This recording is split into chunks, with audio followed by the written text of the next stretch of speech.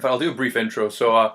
I went to Elitom's retreat in the Canary Islands in January, January this year, and I learned a lot about like increasing energy, meditating, which was a massive part of the whole experience. So this like video is going to be about me just asking questions uh, about like increasing energy, meditating, movement, um, the anatomy of the human body, and things like this. Yeah, let's get right to it. So the first one is, what do you feel is the best way like any person can increase their energy? Oh, the best way is through meditation, without a doubt. Our bodies, by its nature, always strive to balance itself out through a process called homeostasis. When you sleep at night and you wake up refreshed, your body actually regains energy.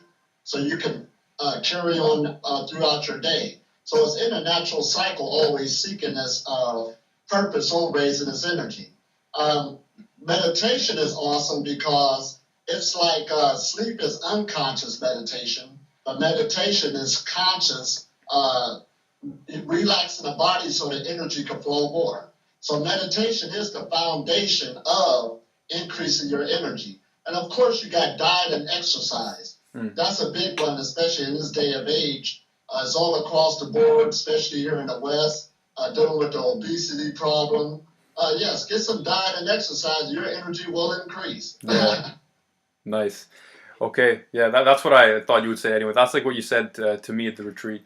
Um, so, like, what is your favorite meditation that you do regularly and that you like to sort of teach to others? Well, my bread and butter is actually the microcosmic orbit. That's the meditation I started out with going into the breathwork journey on my personal level.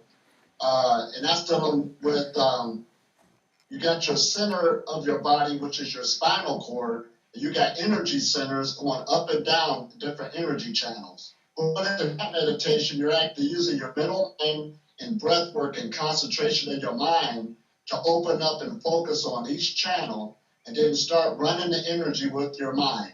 Over a period of time, you'll feel this energy pick up in your body. You'll start really feeling refreshed. So that's the bread and butter right there that I started off on. Now, right now, what I do and what I teach people is Qigong, but the main one I teach is to standing like a tree. That one right there is nice and simple. You don't got to put no breath work, right?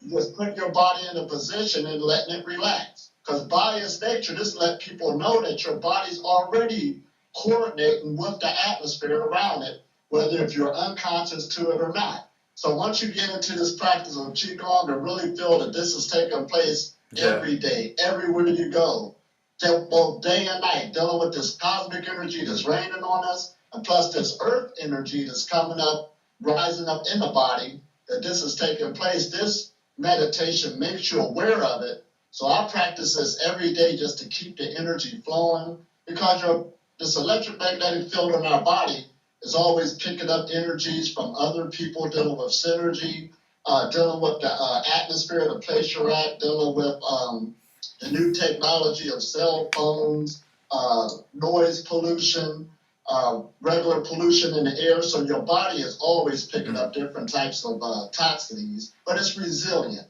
And if you work with it by going into these meditations, allowing that energy to work its way out, smooth it back out, because it's our responsibility to keep our electromagnetic field in shape and good and intact.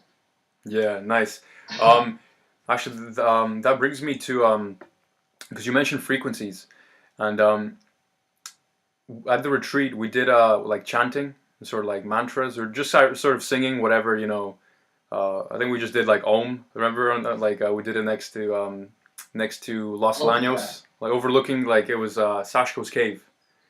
Yeah. Right. Absolutely. Yeah. Shout outs to Sashko, by the way, if he's watching this when I upload it. Watch it. Yeah. Hey, Sashko. Hey, Sashko. Yeah. So yeah, you mentioned frequencies, and I want to ask, like, how powerful do you think is our voice to heal ourselves?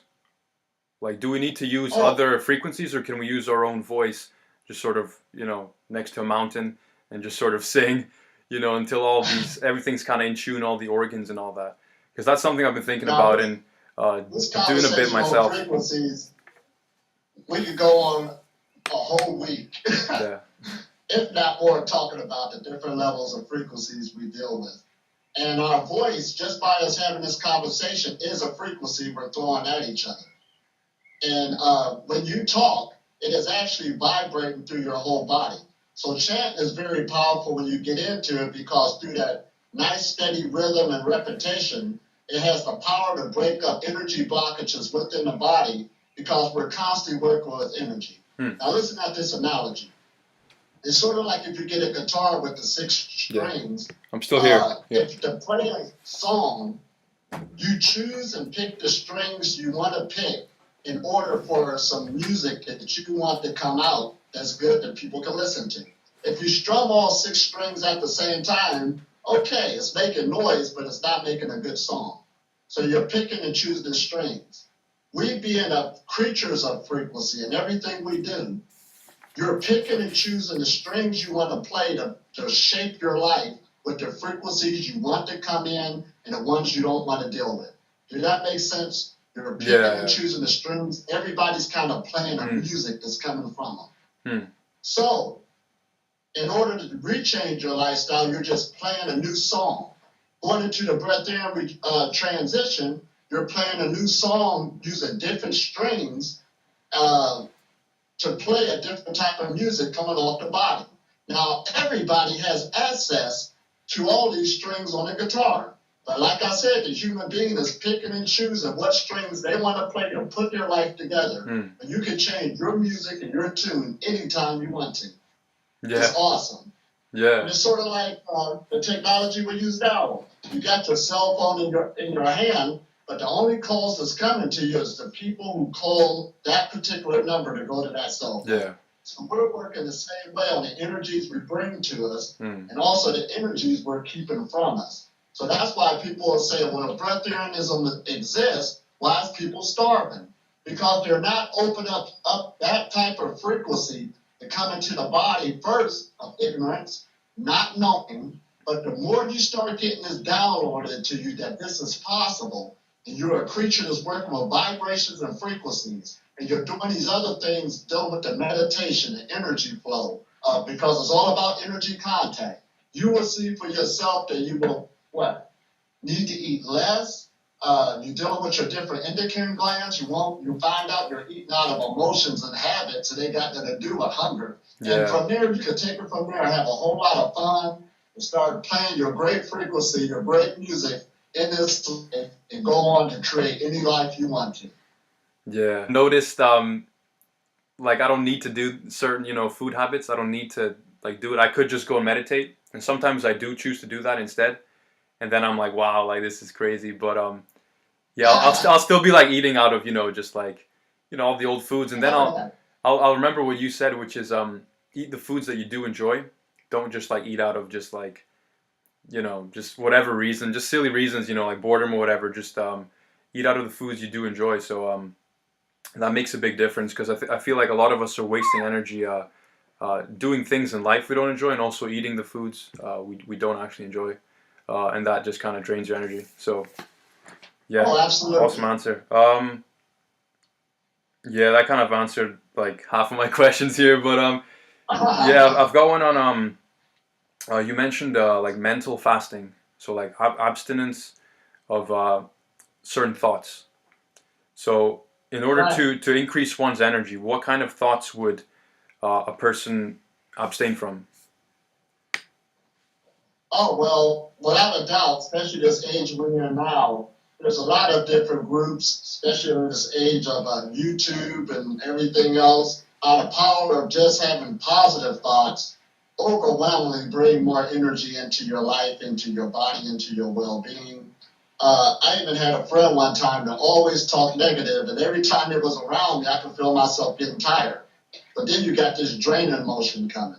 Now, dealing with meditation, to go back to that, when you start getting more advanced, one of the great things in meditation is when there's always going to be thoughts passing through your head. And like the old folks used to say, just because a bird flies over your head, don't mean you have to let them make a nest on the top of your head. In other words, just because a thought comes through you, don't mean you have to dwell upon it, make it manifest, because a thought is actually the first phase of physical matter. That's very powerful. So when you start getting into meditation using your mind, the practitioners start to begin to just observe the thoughts that's coming through their head, not judging it as good and bad, not dwelling on it, just observing it. Over a period of time, who is that observing your thoughts? That's when you start tapping into your true self. This is what you learn. You're not your body. You're not even your thoughts. You're the observer of those things. And we could be both the, how should I say, the person that's carrying out things and also the observer. So when you go into the observing type view, that puts a whole other ball game into your life. Now, mental fasting is when, since you notice that you have the power to observe your thoughts, you don't have to really give the energy to them. You start taking like 3 days or 7 days and start really thinking positive thoughts. And don't dwell on negative thoughts, because our worst enemy is our own thought process. Sometimes somebody will come to you and say, hey, Yuki, I want to talk to you later on. And immediately your mind will be like, boy, I wonder what this is about. Yeah. You know, and it'll bring up a negative or something bad about to happen. And now, since you got that power to just observe that thought, don't put no thought on what the talk is about until it get there. 9 times out of 10, once you go into a situation, it wasn't as bad as you thought it was going to be. It was your mind blowing up this big mystery about it. Yeah. And your thoughts do have a lot of power, being the frequency of the energy of how your life is being shaped. That's why mental fasting, into that, is one of your hardest and best fast around. It's way better than, and I got to say it, than food fast going on a physical level. Those are real good. You know, everything's good, don't get me wrong. But that mental thought process, really understanding the power of your thoughts. And going on mental fasting, you'll get stronger into it over a period of time, that it will really change and reshape your life just for the change of a thought. And dealing with the breatharian process, today on Facebook, I just put a post on about that. Yeah. When you do diet changes, those are mechanical techniques. Okay, there's good fruits to come out of that. Nobody's arguing that. But the main thing is, we all have a program inside of us, just like the computer, of what's shaping our reality. So you go in and you change the program, and that's going to change your reality. That right there is the bulk of the breatharian process. Yeah, it starts from that level. Yeah, definitely. Or just increasing your energy, which is more, what we're talking about here. If you want any benefits, you don't want to be a breatharian tomorrow, but if you just want to increase your energy, you got to do mental fasting, probably physical fasting too, and meditation and movement. Those are like the pillars. Those are pillars. And listen at this. It's really not about increasing your energy too. We use that word, but we know what we're talking about. You're not gaining more energy. Yeah. What you're doing is balancing out the energy in the body, and then you're going to feel more energized. Because energy in the universe does not increase or decrease. It always stays the same. So this is what it's all about. It's about this energy contact, balancing out the energies both in your physical body and your mental mind. This is the art of breatharianism. And even if you don't feel like, you still want to eat or whatever like that, just by having a foundation of health where everybody should be seeking, it's about balancing both in the mind. Oh, I kind of cut off there, but I think I know what you said. It's about balancing out the energy body, yeah? Absolutely. Yeah. That chi, huh? So there's a big word out there, like in the spiritual world, Kundalini. Right. Kundalini. Yeah. So let's demystify what this is, like what Kundalini, serpent energy. Let's just kind of demystify all that kind of spooky talk. Right. Because right there, that's a word that everybody's just throwing around, not giving no thought to it. So what we're talking about is energy flow, balancing out the energy of the body. And the body by its nature do a process called homeostasis, balancing out, is always balancing itself out, looking for the best pleasurable position. It's just like how you're sitting in that chair right now, and if you move your leg to cross your legs, why did you do that? Now, you didn't think about it, but being creatures of pleasure, we always look for the most comfortable position to be in. So we always look for this. So when you're dealing with this Kundalini energy coming upwards, energy in the body does love to rise upwards, and we have a lot of energy within our hip area, where the psoas muscle is located. And usually when a person gets older and dealing with the different, they have a bad diet especially, there's a lot of aches and pains coming to that area, and they have a lot of sexual problems about that time period too as a person gets older. That's what we call the Kundalini sexual energy and stuff. But anyway, to demystify it, heat loves to rise upwards. Energy loves to rise upwards. So it's sort of like the aerodynamics of a car. When you get a race car, a Jeep is not going to make a good race car due to the aerodynamics of the windshield. Are you following me on that one? Mm-hmm. So it's sort of like how the human being is being a bipedal creature walking on two legs. There's an aerodynamics of energy, of easier energy flow on how it goes up the body. It's going to rise up the body, but it's how does it make its journey? So when you're have certain habits in life that's really blocking that energy on how it's going upwards, that's when you start feeling aches and pains in the body, especially as you age and stuff Heavy like food, this. Right. So we made it all spooky like this of Kundalini, spooky serpents, but those was just the ancient people using sort of like a diagram, using a serpent. But it's talking about how the energy flows up by its nature, and the more you can get that stream of energy running properly, dealing with the aerodynamics of how it runs in the body, the healthier you're going to be. That's the bottom line. So we're taking all the myth out of it now. So that's why I say meditation is the bread and butter, because you are putting your body in a position to relax. So that energy automatically can rise upward, and it starts to heal the body. This is actually awesome information now, since we know this. And the more that the energy can flow in the body, like we said again, dealing with the breathing process, or eating very little, taking care of your health is number one. And the Kundalini, basically that sexual energy that we're talking about, whether you use the word sex or not, is the aerodynamics of how the energy flows up the body. And the more you can keep that flowing smoothly, just like a good flowing river, the better your health's going to be. Yeah.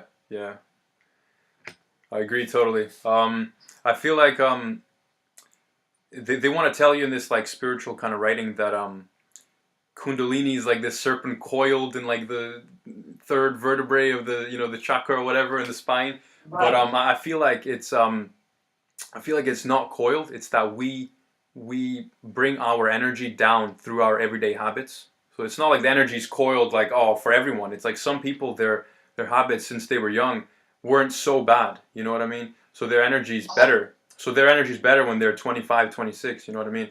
But in some people, their habits were so bad with the food that they've sort of put all this pressure, on the organs, and then that sort of put all the energy, settled it down like a sediment, in the nether regions of the body. And then we call it, it's coiled, it's a stubborn energy, but it isn't really. It's just that you're doing it. You know what I mean? Oh, absolutely, because the body is under a lot of pressure. You got the energy of gravity constantly coming down. You got the energy of the earth coming upwards through the body. This is constantly. And then you got the body going through entropy. It's constantly taking on all of this pressure all around it. And we're living in a bottom of a bunch of gases. When you're walking, you don't see it, but you're walking through a bunch of gases. This gas is going through you. It's all around you. So the body is taking on a lot, believe me. And you're right. Through habits and a lifestyle, of course, when you're younger, you're moving a lot more, but over a period of time, all of this mucus builds up in the body, earth salts, and it start cooling down or slowing down that energy that naturally supposed to keep rising upward. Yeah, So yeah. we breaking all the myths right now. Yeah, yeah. They even say like in the Mantak Chia and the Taoist kind of writings that babies will naturally put their tongue on the roof of their mouth, you know, like when they're first born and all that. And the idea is that you do that during the meditation, and then that sort of links up, it just allows the energy to flow up to this area more, I guess. That's what they're saying. What do you think about that, or is that just some kind of like extra thing, or is that kind of vital? Like as a tip? When you first start out the meditations, you do want to learn techniques. And that technique right there, like the microcosmic orbit, for instance, you got a channel going in the front of energy flow and a channel going in the back of the spine with energy flow. Yeah. So your tongue is sort of like a switch, like you're flicking on a light. So it does go through the skull and make this journey. So that does help these energy connections. Because keep in mind, before, like I said, it's all about energy contact. You know, energy, if the two contact points are not strong enough or meet like they should, the energy is going to be weaker. The more you can make these energy contacts, because even having proper body structure, you remember how the teacher used to say in school, sit up straight or you're going to get tired or you're going to, right, there's truth to that, energy contact. So, starting out those different meditations, putting the tongue out your mouth, really does help with that energy flow until you get used to it. Now, over a period of time, this is the fascinating part. There's times you can just take your tongue, put it at the roof of your mouth, and from doing that meditation over and over again, you'll feel the energy flowing. You made that contact. And over a period of time, you won't even think about using the tongue through meditation. The technique is now gone, and now you have learned the skill. A technique is visible, and the skill is invisible. Yeah. They go hand in hand. But pretty soon, somebody who's been in a practice for a long time, you'd be like, you ain't doing the technique right. They've done it so much, they don't need to go through the baby stages. Yeah. Also in the retreat, you mentioned many times, it was like basically the main thing that we did was like deep relaxation. During, before and after, like all the meditations, then throughout, just throughout the day, like all the time. How important is that for like increasing energy, or just, like you say, like allowing smoother flow of energy? Oh, absolutely. And see, and the reason why meditation is so important, first it'll start out in your private practice, but over a period of time, you should start living a more stress-free, relaxed life. See, even food puts a lot of stress on the body, so even if you don't feel like going to a life of not eating at all, that's not what we're talking about. We're talking about a person that get as less stress off the body as possible. So even when certain things do come up in your life, that does increase stimuli, to us, you can even be relaxed through those situations over a period of time and just let the energy flow and let situations work themselves out. You can usually tell a person who's more in a meditative type lifestyle compared to one who's not. As soon as something comes up, they're panicking and all the stress comes up and it makes the energy harder. Pretty soon the health goes bad. So yes, living a relaxed lifestyle is what it's all about. Because the universe is user-friendly, we live in a perfect environment. Our bodies already know how to work with energy. All we got to do is now start bringing our awareness to start coordinating or allowing these energies to take this up. It's breaking up a little bit. Basically, I was saying there's three states of matter: the solid, liquid, gas, and beyond that, I guess there's like chi or like mind power and all that. But well, it's plasma. They do have a fourth state. Oh, okay. That's what you see in your lightning, your aurora borealis up north and stuff like that. Fire has it. Plasma, we can't live without plasma. And you also have plasma in your blood. So there is a fourth state of matter, and that's basically the bread and butter what you're working with. Oh, go ahead. Okay. I know you was asking me more about the question. Nice. Yeah, no, that's about it. But yeah, I was just gonna mention how the more you focus on the subtler aspects, like you just said with the plasma, or chi or whatever, the more you focus on that sort of, it's like more fundamental, isn't it? It's like the solids. Like I'm not eating food right now all the time, like solid food, but I'm also not drinking liquids all the time, and but the gas is sort of present almost all the time, right? Except when you're sleeping, that's more like mind power meditation.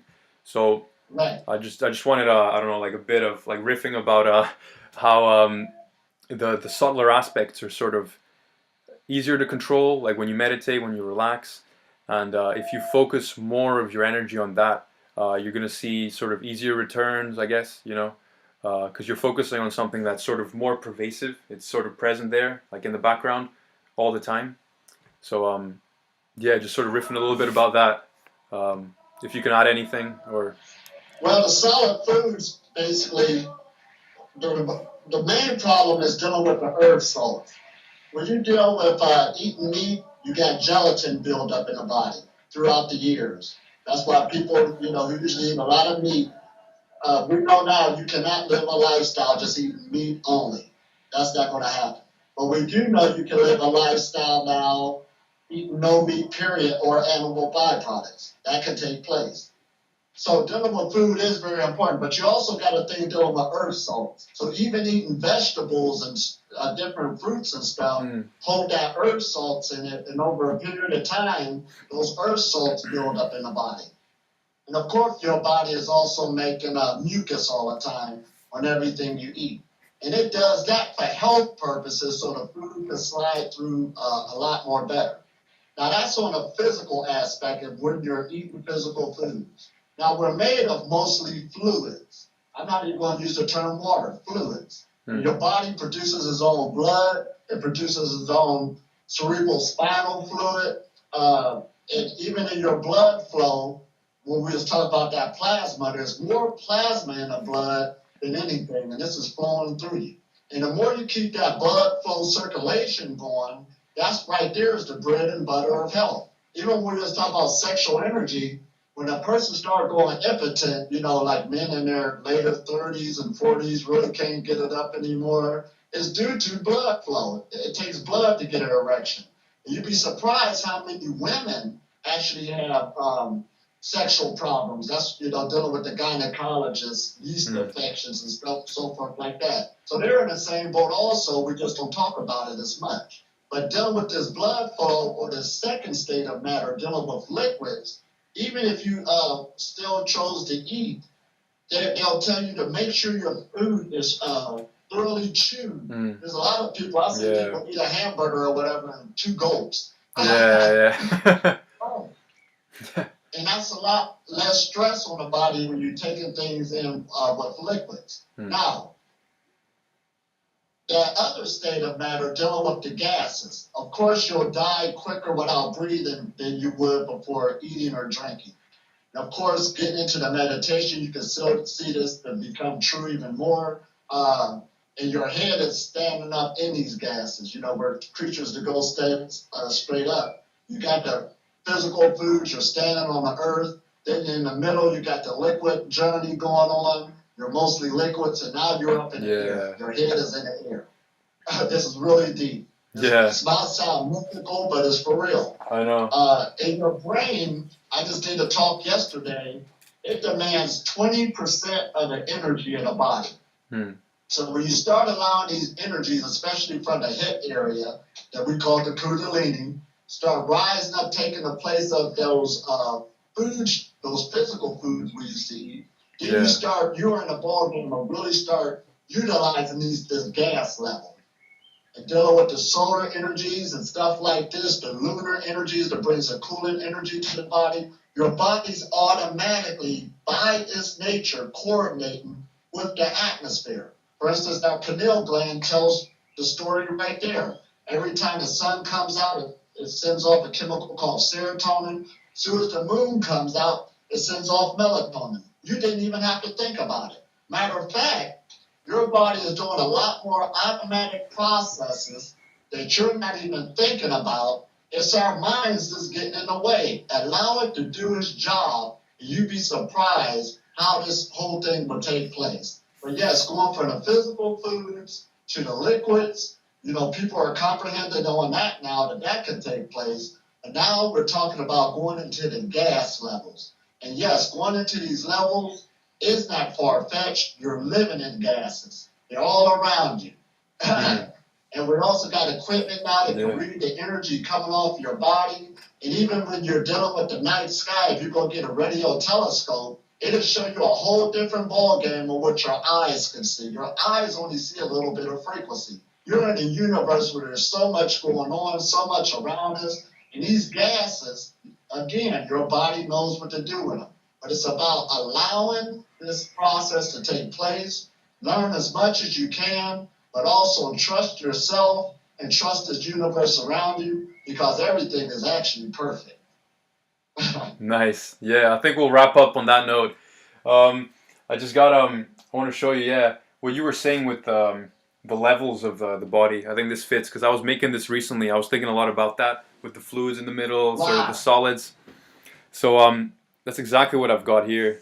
It's just it's pretty cool. Yeah. So we got like the solids with the intestines, fluids, more like kidneys or what they call the jing, and then the the gas with the lungs, which are obviously, I mean, it's mirrored in the body. It's higher up, and then when you're getting up into your brain, there's no food swimming around here. There's nothing like swimming around in, hamburgers and stuff. So up here, you're really in the subtle, sort of more subtle stuff, like you were saying with the plasmas, the nervous system, the brain, and I got some here. Yeah, the nervous system, the brain, and what else is it? Oh, of course, yeah, you were saying the pineal with the glands and all that. So we're basically. And what you're dealing with, our intestines used to be the primary digestive system, but now it's going to be our lungs. I mean, they still are, yeah. Yeah. So that's a good chart. You've been doing your homework. Yeah.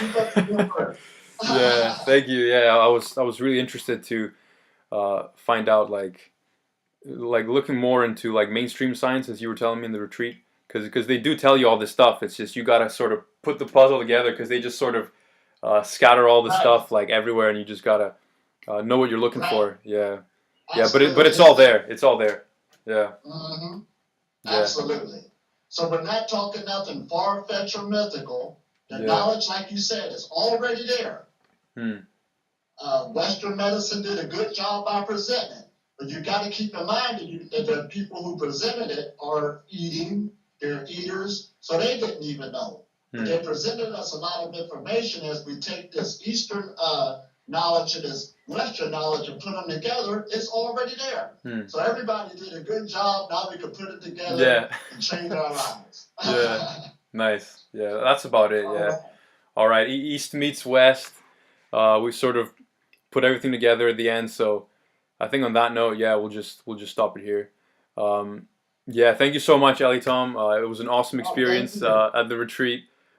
Just learned so much about just energy. I didn't even know like a lot of this stuff. Like I remember you telling me that you don't actually live off the food you eat. You live more off of like energy from your parents and all this. And then suddenly everything would make sense. Everything started to make sense for me, like with what they were saying in the Chinese medicine, all that stuff. Because even they we were saying like it's all there, but it's sort of not emphasized in this way. So it's good to sort of just really like tell you what's important. What you should focus on in a certain way.